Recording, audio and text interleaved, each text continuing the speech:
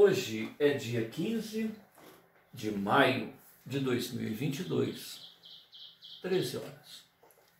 Num domingo, a noite foi chuvosa, o dia amanheceu chuvoso, bastante chuva, 23 graus aproximadamente. Nós estamos realizando o culto cristão no lar e optamos nesta fase pela leitura desta obra, Universalismo Crístico.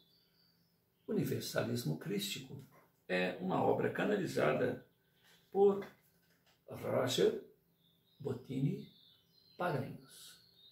Roger Bottini Paranhos nasceu em Porto Alegre, capital do Rio Grande do Sul, onde reside desde 1969.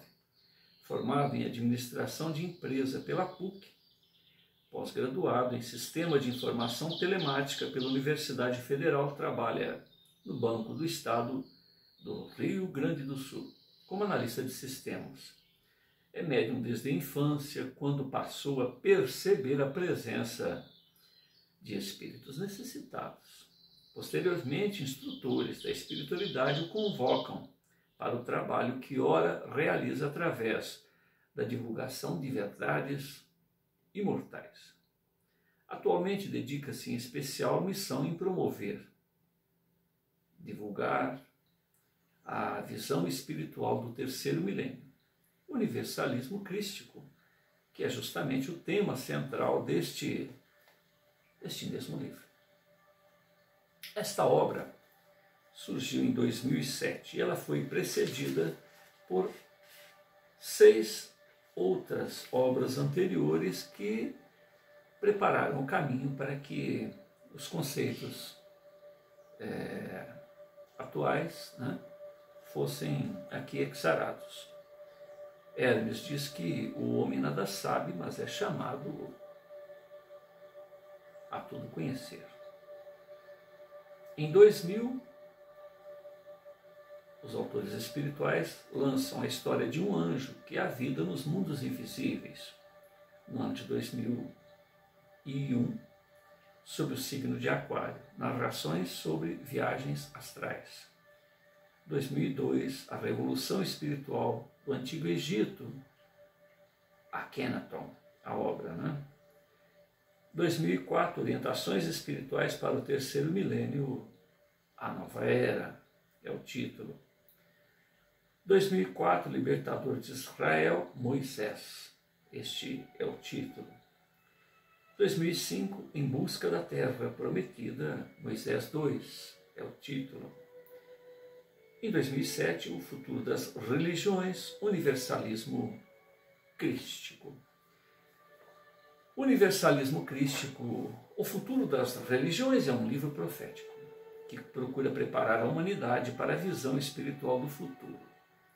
A busca consciente de espiritualidade, em oposição à submissão religiosa atual, que escraviza, cria cabrestos, embaraços, as liberdades de consciência, ao invés de libertar aqueles que buscam esses conceitos na ânsia de compreender a si próprios e compreender a vida imortal.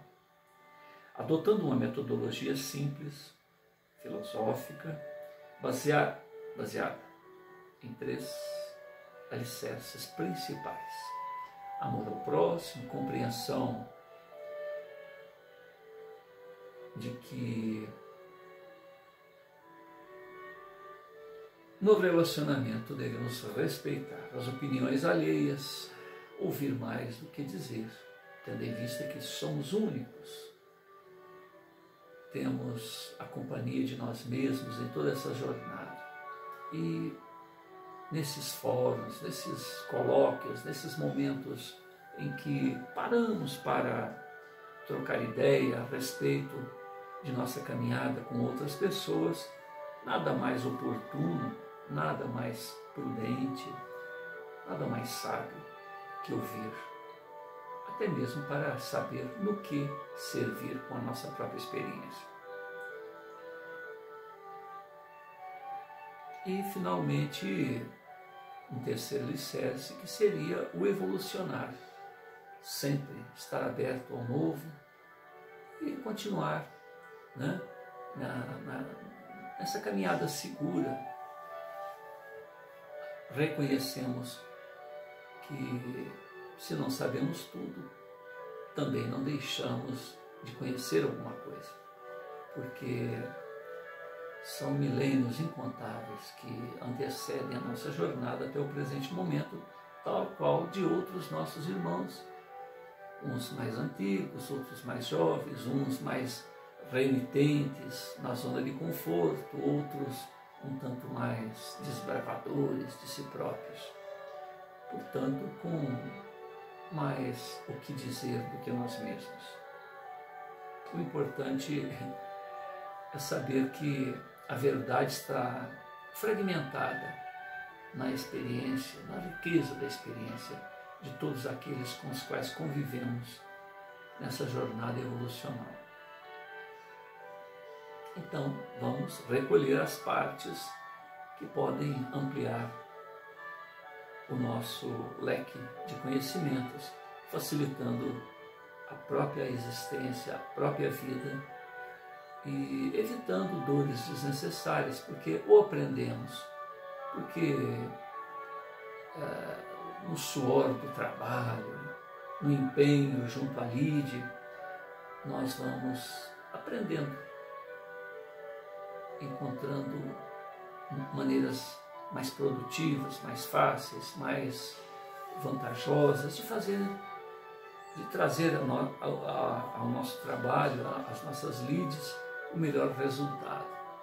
Também podemos aprender prestando atenção nos nossos companheiros de jornada, ouvindo as suas experiências e, finalmente, devido à misericórdia do mais alto, recebendo a inspiração diretamente da fonte criadora ou através de seus prepostos cósmicos.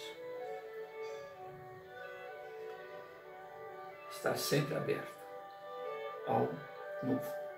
O autor nos apresenta a ideia central que procura unir os pensamentos de todas as religiões e propõe um mecanismo evolutivo para que essa proposta se mantenha sempre atual e dinâmica, resolvendo o maior problema das religiões, estagnação em meio a um mundo em constante movimento. É justamente nessa parte, um mecanismo evolutivo que se mantenha sempre atual, dinâmico, resolvendo o maior problema das religiões, que é o tema que nós vamos iniciar hoje. Em desdobramento espiritual, Roger visita as esferas espirituais superiores e as regiões sombrias do astral inferior para obter opiniões a respeito do universalismo crístico, opiniões de mestres de luz, bem como dos magos negros. Em segunda parte, narra a ação dos precursores da nova era para implantar na Terra a visão espiritual do terceiro milênio. É justamente desse assunto que nós estamos entrando agora.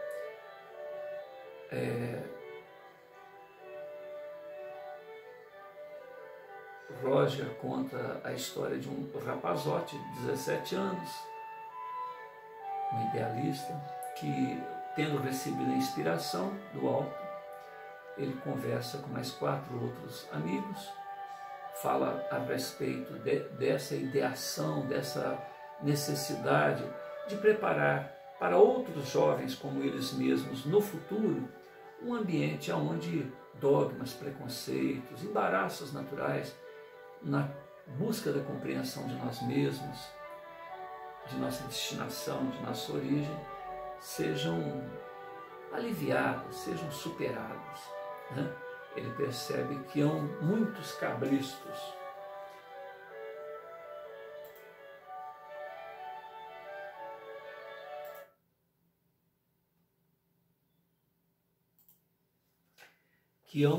cabristos nessa busca, e amparado, pelos amigos do mais alto, ele então resolve fazer fóruns, convida líderes religiosos e no espaço de 20 dias. Ele faz um primeiro evento, 15 dias depois um outro e uma semana depois esse que nós vamos dar sequência aqui agora.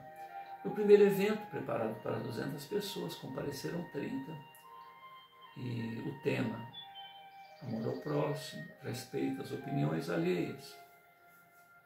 E isto gerou tanta expectativa nas pessoas que ouviram que no segundo evento mais de 200 pessoas compareceram e o tema era a reencarnação, a lei do karma, a lei de causa e efeito.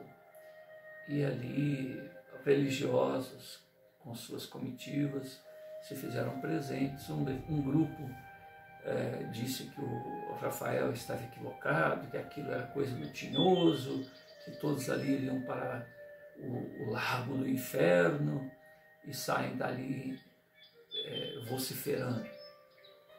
Uma senhora, logo que inicia-se a reunião, fica tão chocada com a segurança do Rafael, os conceitos lúcidos que apresentava, que ela entra em conflito consigo mesma. Afinal de contas, desde criança ela teve uma catequese, teve uma forma de levar a vida, e como a sua estrutura ficou abalada diante da segurança da exposição de Rafael, ela prefere abandonar o local, entre lágrimas. Então esse segundo evento teve aí esses entreveros, né? Rafael permaneceu sereno, se desculpou se esses conceitos agridem ao status quo, mas isso é inevitável.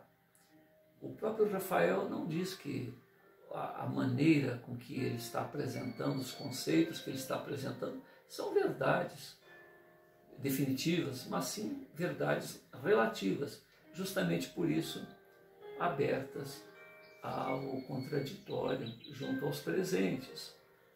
Mas quem foi criado, catequizado para impor e ser imposto, a ele foram impostos cabrestos que ele retribui àqueles que resolvam ouvi-los. Então, como isso não medrava, né? não dava resultado naquele fórum, essas pessoas não toleraram a exposição e foram embora. Surpreendentemente, apesar de toda essa situação ali pouco agradável, terceiro evento, aí é que a coisa pega, a necessidade até de um puxadinho, porque no primeiro evento Rafael falou de boca a ouvido, não houve nem necessidade de microfone devido ao grupo de pessoas. No segundo evento houve necessidade de microfone, caixas de som. No terceiro evento houve necessidade de um recurso extra ali, porque tinham que falar com pessoas que ficaram até na parte externa do local do evento. Então, o jovem Rafael, orientado pelo alto, ao lado de sua alma gêmea, Érica, impressiona multidões com sua sabedoria, lucidez espiritual, inspira idealistas, tal qual ele e seu grupo, e silencia retrógrados ortodoxos. Silencia porque contra fatos, contra argumentos é complicado a irreverência, né? A imposição. Um livro que funde os estilos já apresentados em Sobre o Signo de Aquário e a História de um Anjo. Como diz Hermes, todo aquele que deseja ser livre à busca da verdade, o siga nas próximas páginas. Então nós estamos aqui no terceiro fórum, promovido por Rafael e seus amigos. Um pequeno grupo que, nós estamos na página 162, um pequeno grupo que rodeava então percebeu que estava na hora de começar a exposição do notável jovem e se acomodaram. No início desse terceiro evento, Rafael foi abordado ali 40 minutos antes de começar o evento, estava lotado, não cabia mais ninguém. E as pessoas se chegaram para se aconselhar com Rafael. O evento seria o quê? A evolução dos conceitos. Mas a moça vai pedir um conselho referente à vida a dois, referente a problemas que ela tinha com seu conviva, com seu namorado, né, com o qual já estava morando. E Rafael se arrisca a dar algumas opiniões, muito embora tenha preliminarmente dito que não seria a pessoa ideal, porque afinal de contas, 17 anos, né? Acho que nem namorado ele tinha ainda. Então, mas era um corpo jovem e ali estava uma alma antiga, uma velha alma, muito experiente. E apesar de sua humildade, né, em dizer que pouco poderia acrescentar ao tema, ele faz aí uma colocação muito interessante que pode ser vista, né, na leitura anterior que nós fizemos. Parece que é o bloco 22, esse deve ser o bloco 23. Foi no dia 12 desse mês. E agora, depois teve uma outra pessoa, enfim, né, ele descobre que ele teria que ser conselheiro, que ele teria que dar opiniões em assuntos diversos, e isso faz com que ele fique um tanto mais reflexivo, porque ele percebe que teria que dar uma acolhida a tantos corações, a tantas necessidades, a tantas dificuldades, que a pessoa aproveita aquele evento para questionar sobre os seus conflitos existenciais. Enfim, é um desafio. Somente uma alma muito experiente, mesmo num corpo jovem, para ter o quilate necessário para enfrentar toda essa provocação, vamos dizer assim, no bom sentido, né?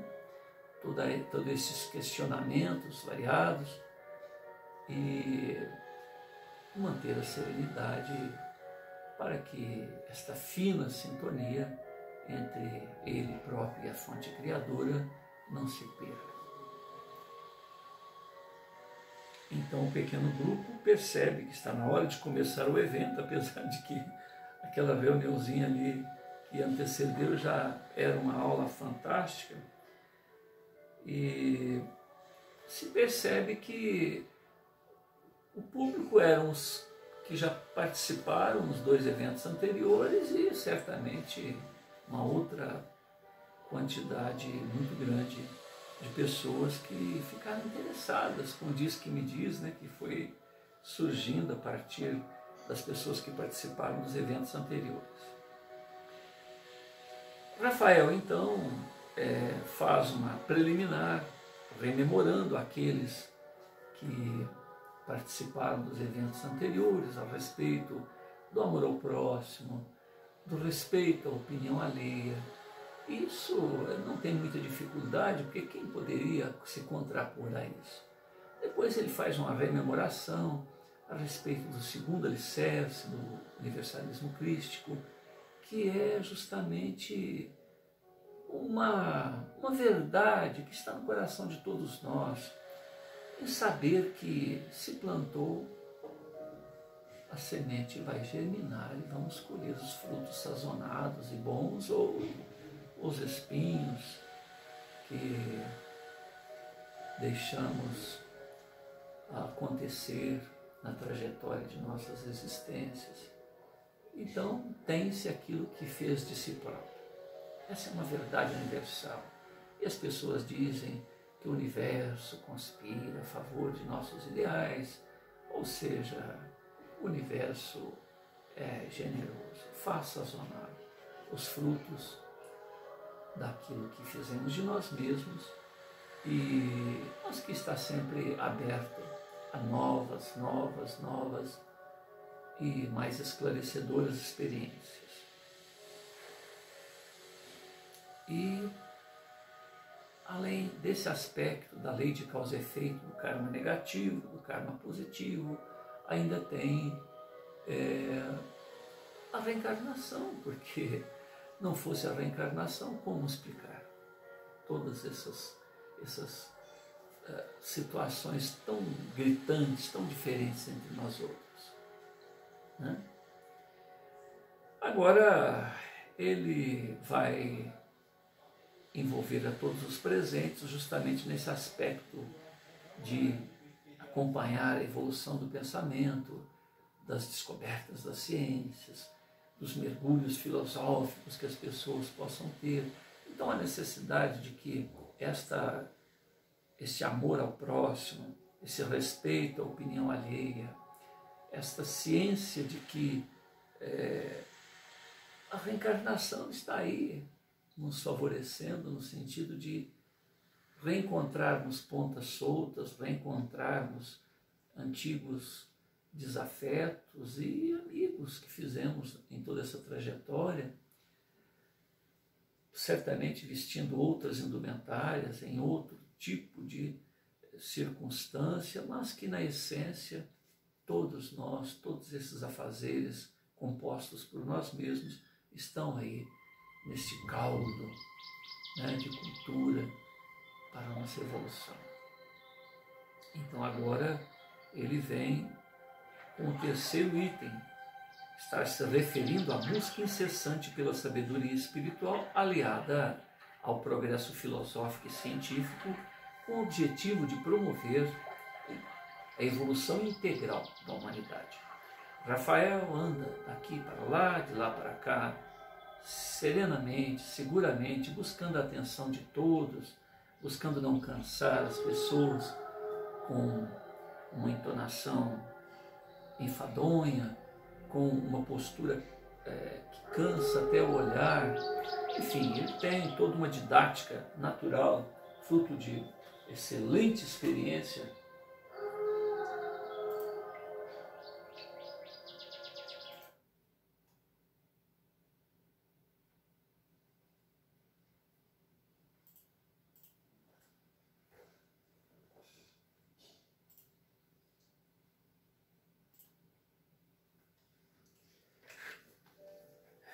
E assim as pessoas vão absorvendo o conteúdo proposto para o fórum e a sua maneira toda especial de cativar. Era um showman, era um sábio, num corpo jovem e muito simpático.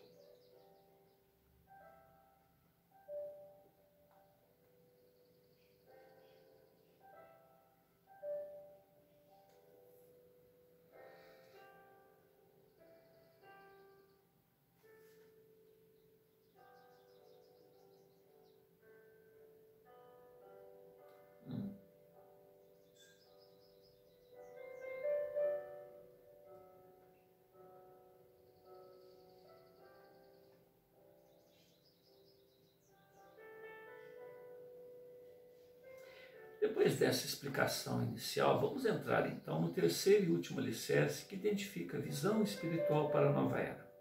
Estou me referindo à busca incessante pela sabedoria espiritual, aliada ao progresso filosófico, científico, com o objetivo de promover a evolução integral da humanidade. Por que devemos pensar, agir conforme nossos antepassados? De acordo com doutrinas religiosas de séculos anteriores? Será que esses nossos precursores, esses nossos antecessores, estavam certos ou estavam somente inseridos dentro de um nível de entendimento que hoje em dia inequivocamente está ultrapassado? Devemos nos escravizar a dogmas que pouco dizem a respeito do conteúdo, cuja fonte fez surgir esta ou aquela maneira de se ver a vida, conceitos ad eterno? Será que Jonas foi engolido por uma baleia, ficou 3 dias vivo dentro do animal e depois ainda recuperou a liberdade, como afirma no Velho Testamento? Adão, Eva existiram realmente, ou se trata da representação simbólica do início da raça humana? A cobra falante, a cobra do mal que seduziu Eva, não é uma representação entre povos antigos para com a sabedoria?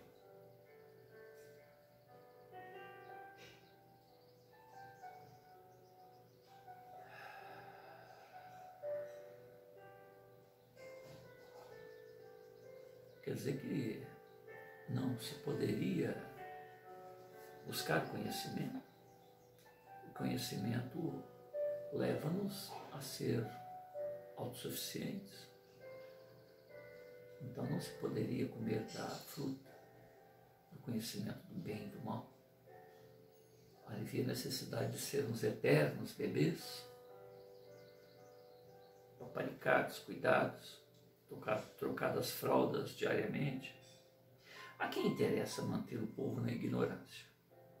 Jesus ressuscitou seu corpo físico, ou viram seus discípulos apenas o seu corpo espiritual, materializado para dar-lhes testemunho de que a vida continua. A imortalidade é um fato presenciado em várias oportunidades, mas eram lá os mesmos átomos que compunham aquele corpo físico abatido lá na crucificação.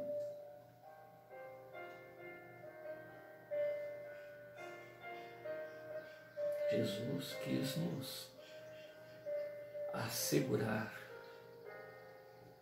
a cada um de nós que a imortalidade é um fato.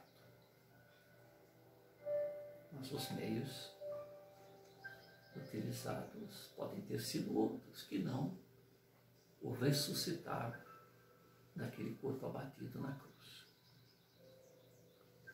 As palavras de Jesus serão realmente aquelas que acostumamos ler nos evangelhos canônicos? 4 são os evangelhos, mais de 40 foram encontrados. Portanto, 4 para 40 são Jerônimo, que foi o primeiro a juntar os livros, ou seja, a Bíblia, o índice que deveria ser o norte para a vida de todos nós. Por quê? Separou esses outros livros. Quais verdades estão contidas nesses outros livros? Em minha visão, nem tudo ali está certo e nem tudo está errado. Estamos aqui para colocar as coisas ao juízo,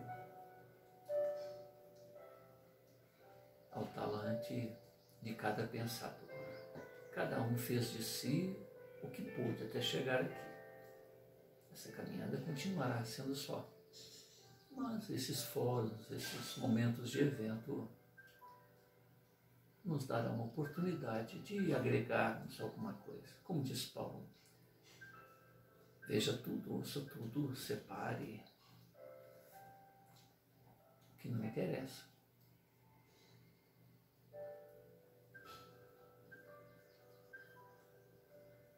As palavras de Jesus serão as mesmas que nos acostumamos a ler nos evangelhos canônicos, ou serão a decorrência de uma compreensão limitada dos discípulos em exarar, em repassar, em rememorar o que disse Jesus, que não escreveu nada?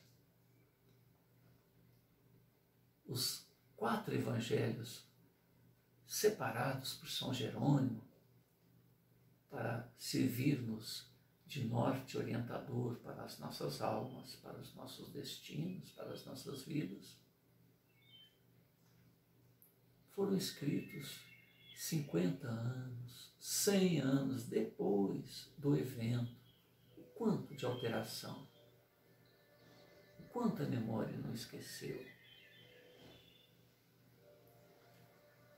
O quanto depois de escritos em grego, em aramaico, não foi distorcido, de acordo com as conveniências de cada época. Esses dias eu recebi aqui em casa um grupo de evangélicos da Testemunha de Jeová, e ele foi ler, eu falei alguma coisa, disse que eu era espírita e tal, e ele abriu a Bíblia e mostrou lá, literalmente escrito a palavra espiritismo, porque tal texto está condenando o espiritismo. Peraí, nós estamos lendo a Bíblia. O espiritismo inicia-se com Hippolyte Leon Denisard Rivaio, pseudônimo Allan Kardec, 1857. A Bíblia foi escrita em aramaico, em grego, há 2000 anos aproximadamente. Com um erro ainda de quase 6 anos, para mais ou para menos. Então Jesus, no ano 1, já teria nascido 6 anos depois, 5 anos depois, 4 anos depois, porque é uma média, 5 a 6 anos é uma média. Se errou a data do nascimento de Jesus, o mês do nascimento de Jesus, a data de aniversário dele, a data de morte dele está equivocada. Não foi no ano 33, não foi no primeiro dia do primeiro século depois da vinda dele. Houve um erro de 4, 5 ou 6 anos. O mês está trocado. Foi dezembro. A marcação do tempo de ambiente para ambiente muda. E no decorrer da história, os imperadores subtraíram meses, acrescentaram meses. Olha como que é complicado se pegar ao pé da letra qualquer conceito. Fazer ouvidos moucos a essas verdades, colocar um tapão nos olhos, uma venda nos olhos, não querer ver essas realidades. Nós temos que pegar a essência das coisas, o espírito das coisas, e não a letra.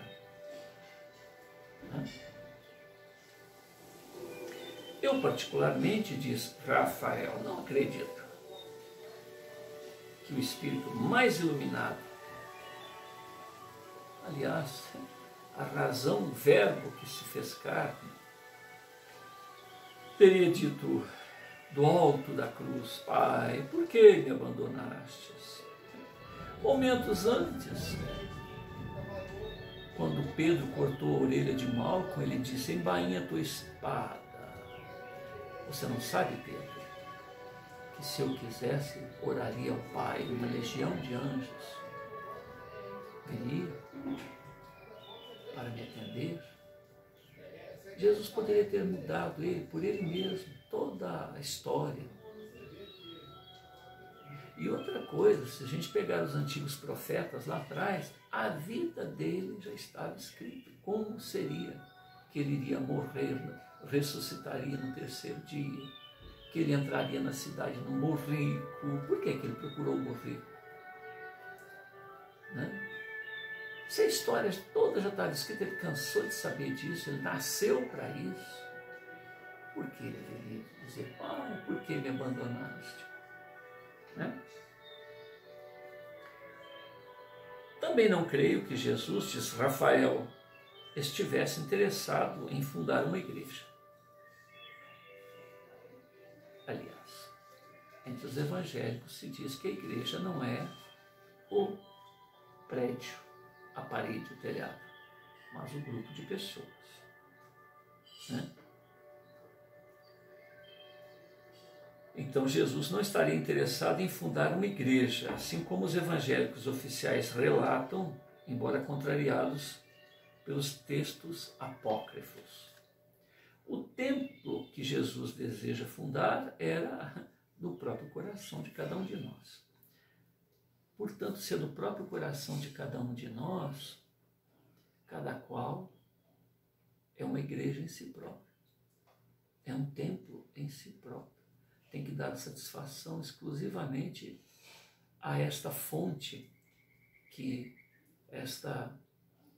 este fio que nos liga à fonte criadora, de nós para a nossa própria consciência. Temos que ser transparentes para conosco mesmo do que estamos fazendo com as nossas vidas. Acredito que a posição da mulher dentro da sociedade, aos olhos de Cristo, deveria ser de igualdade com os homens. Entretanto, vários de seus seguidores, como Paulo, um fariseu convertido, um senhor da lei, né, trabalhou para que a mulher fosse subserviente aos homens.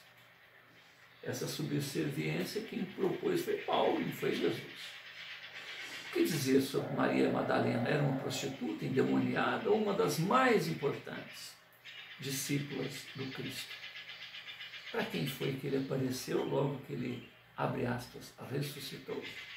Foi para ela. E ela foi contada para os discípulos, eles não acreditaram. Por que foi para Maria? E chega lá, eles não acreditam, daí a pouco aparece Jesus. Vem, toma, toca aqui, ó. Veja, filha, sou eu mesmo. Né? Depois, uma segunda reunião.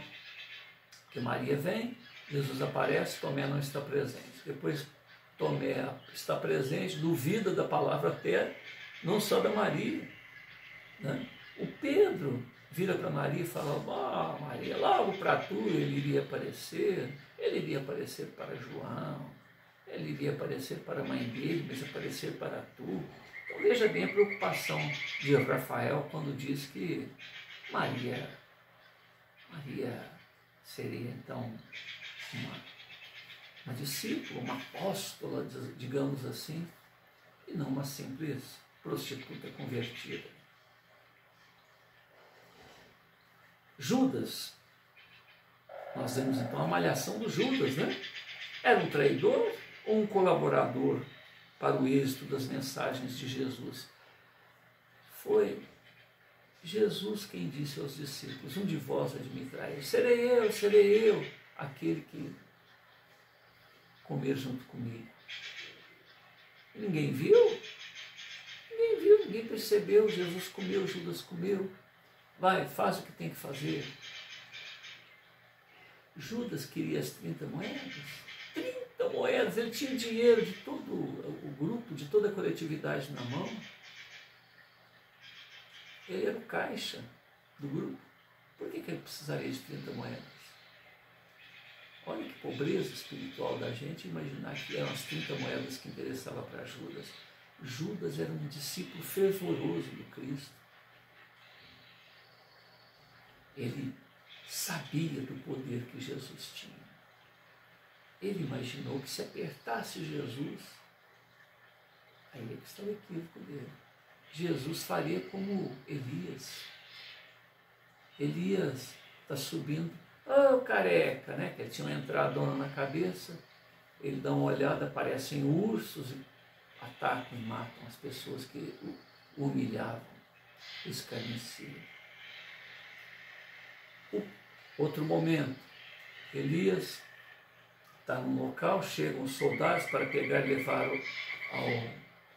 à presença do soberano, e ali, vamos te levar, tal. Homem de Deus, zombando, homens de Deus, estamos aqui para te levar na presença do rei lá, imperador, né?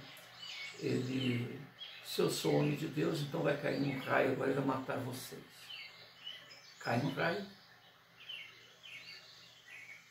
Então a gente está mostrando que Elias, imagina Jesus. Jesus um dia, só para mostrar um pouquinho de como era, ele está lá diante de uma figueira, cuja época não era de frutos. Uma figueira que não produziu porque não era a época dos frutos. Isso está literalmente lá. E ele diz, você não serve, tal, dá bronca. Um evangelista diz que no outro dia a figueira secou. Outro diz que imediatamente a figueira secou. Então aquele que tinha o poder de curar, tinha o poder de destruir, né? Jesus comandava o vento.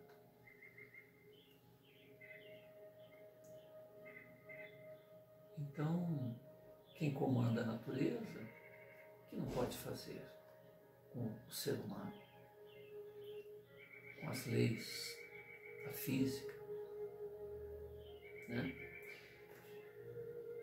Então, quem tem todo esse potencial manda o Judas fazer o que tinha que fazer, revela para os presentes que alguém o traria, ninguém vê o Judas pegando aquilo lá. Olha cada coisa que mostra que Jesus tinha o domínio de toda essa situação, acompanhando cada um dos fenômenos, seguindo um roteiro já pré-estabelecido que fariam de sua vida uma mensagem de eternidade para que chegasse até todos nós. Quando Paulo, que a gente se referiu agora há pouco, ainda perseguia os cristãos, os discípulos lá perguntavam se poderia passar a mensagem para outras pessoas, para outros povos. E não, para isso eu tenho vaso escolhido. Vaso escolhido. Paulo estava perseguindo os cristãos e ele já era escolhido para fazer o serviço que nenhum dos discípulos teria capacidade para fazer. Olha, então Jesus tinha capacidade de saber que nem a própria pessoa sabia, ou ela sequer imaginava de si própria. Rafael medita mais alguns instantes e prossegue. Tudo isso deve ser analisado, porque na verdade essas informações não são de Deus, mas sim dos homens. Nada mais que interpretações humanas, adequações da mensagem ao status quo, aos interesses imediatistas, se referendo às superficialidades de cada uma dessas crenças. Razão pela qual se tem que se tirar essas formalidades, essas gosmas que foram agregando no decorrer dos tempos, na essência pura da mensagem de onde ela proveio. Mensagens essas de origem cristã, mensagens essas de outros profetas, de outros enviados de Deus, preparando muitas das vezes, como Sócrates, para a chegada da mensagem do próprio Messias. Mas o tempo formou uma crosta, uma formalidade, um ritualismo, dogmas, preconceitos, que certamente nada tem a ver com a essência da mensagem. Em um determinado local da Bíblia está escrito que o Espírito, quer dizer, o Espírito Santo, aquele enviado de Deus, está sujeito ao profeta. A mentalidade do profeta interfere na fonte da mensagem. Se a gente pegar uma mensagem, passar para uma pessoa, ela passa para outra, 4, 5, 10 pessoas depois, não tem nada a ver mais aquela mensagem com a origem. Nesses milênios, quantas e quantas distorções. Há necessidade de se espanar, então, a poeira do tempo das verdades essenciais. Mas para isso precisamos estar abertos. Né? O que nós perdemos? Estamos buscando a verdade. O que perdemos? Há um choque, certamente, nos nossos conceitos existenciais devido a ter sido doutrinados. Sair da zona de conforto.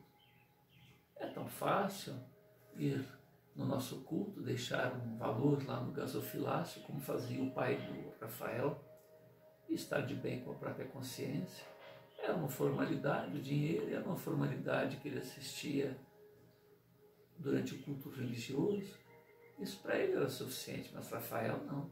Rafael buscava um tanto mais. Buscava, inclusive, espanar essa poeira, essa gosma que se formou na essência da compreensão de si próprio, da compreensão do existir.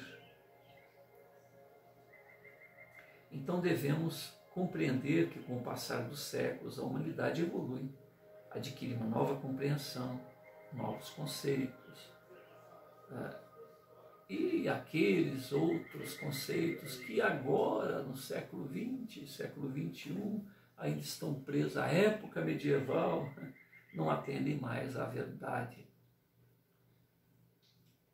cuja essência todos devemos almejar.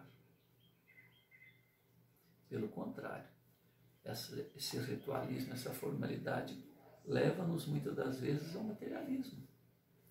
Leva-nos muitas das vezes a... É tão infantil que é preferível entender que nada disso tem valor. Então, muitos materialistas, muitos ateus, assim decidem por viver em razão, além do comodismo, né, além de não buscarem a essência das coisas, que poderia também ser cobrado por esse lado, mas também acaba sendo um comodismo e se tornam escarnecedores, né, desses conceitos infantis, com justa razão.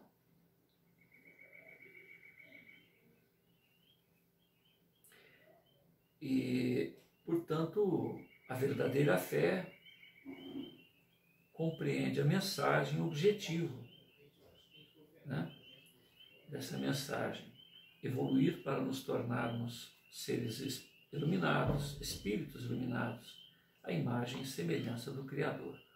Hoje em dia as religiões não atendem mais a esse nível de compreensão. Tanto é assim que cada vez mais se nega as religiões por não encontrar eco em seu coração diante do alcance da compreensão que a humanidade atingiu e a forma medieval com que a religião é apresentada. Então, gerações futuras, com mais recursos, com mais potenciais, com mais alcance intelecto, emocional,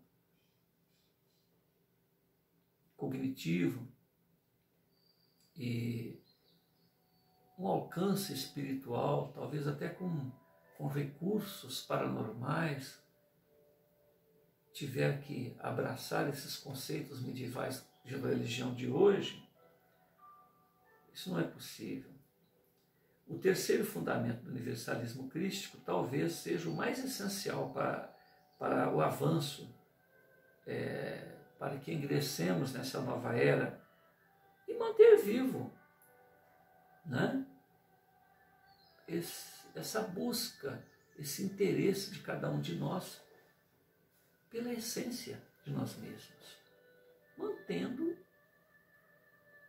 a consciência espiritual. Porque poder-se-á buscar esses conceitos dispensando a espiritualidade por puro preconceito, criando um dogma de preconceito. Então o materialista tem um dogma do preconceito contra qualquer explicação espiritualista. Sequer considera, sequer avalia. Como disse na primeira reunião, e aqui afirmo, não é uma verdade absoluta o que aqui expomos, mas não é uma lei áurea, né? Mas um tema a ser refletido, analisado. Algo que some a cada um de nós. Tudo está aberto à troca de ideias, a um estudo, um debate filosófico, científico, um impulsionar do saber espiritual para o futuro. Não é possível que no início do terceiro milênio ainda sejamos escravos desses conceitos, como disse, medievais. Ser subserviente a Deus como uma entidade externa, pelo contrário, somos fagulhas oriundas desta chama, desta fogueira cósmica. Deus está dentro de nós e não fora de nós. Jesus disse: vós sois deuses, aquilo que eu faço, podeis fazer e muito mais. Se o quiserdes, se o buscardes, se empenhardes para isto, por ressonância harmônica, iremos colher da própria fonte esses conceitos, a princípio sentindo. E à medida que as nossas ferramentas psíquicas se desenvolvam, iremos alcançando um tanto mais, compreendendo um tanto mais. Né? O Criador não deve ser visto de forma paternalista, como se servisse apenas para atender nossos lamentos, as nossas infantilidades, mas que possa ser a inspiração, o exemplo. Deus fez tudo e se sujeita aos limites da nossa compreensão para irmos percebendo momento a momento, de acordo com o nosso evolucionar nos milênios, uma compreensão mais profunda em relação a nós mesmos, a princípio, e, consequentemente, compreendendo-nos, nós que somos fagulhas oriundas da fonte criadora, possamos entrever um tanto mais, cada vez mais, a grandeza e a complexidade do autor da vida. Devemos, portanto, honrar a vida, agradecer, participar do existir com alegria, com busca de compreensão, com busca do bem viver, do bem fazer, do bem realizar, sermos ferramentas úteis nesta jornada de participação, de esforço coletivo. Conscientemente queremos fazer o nosso melhor e não servirmos de pedra de tropeço ou de preguiçosos se locupletando do esforço alheio. Nós estamos na folha 165. Nós vamos continuar a partir daqui. É uma leitura longa, então há necessidade de dividir o conteúdo.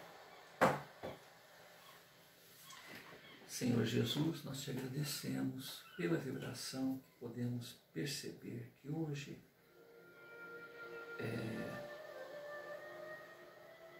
olhemos e encontramos, e que ela possa ser a referência para o nosso dia a dia, para a nossa evolução espiritual, para o nosso encontro conosco mesmo.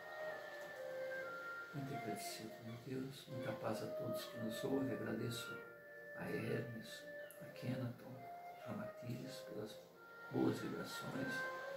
Agradeço ao Roger Bottini Paranhos por nos dar este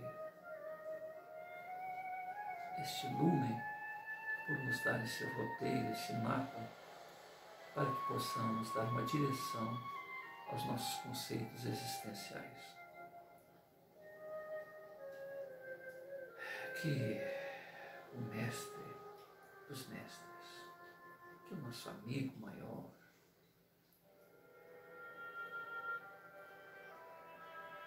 a razão de ser de nossa presença aqui na Terra, que nos tutela, que nos orienta, que nos dirige, que nos aconselha, que nos socorre, possa fazer acontecer essa vibração no coração de cada um de nós. E quando revermos esta gravação, revermos este momento, este encontro, possamos sentir quantas vezes necessário o que aqui está sendo exarado.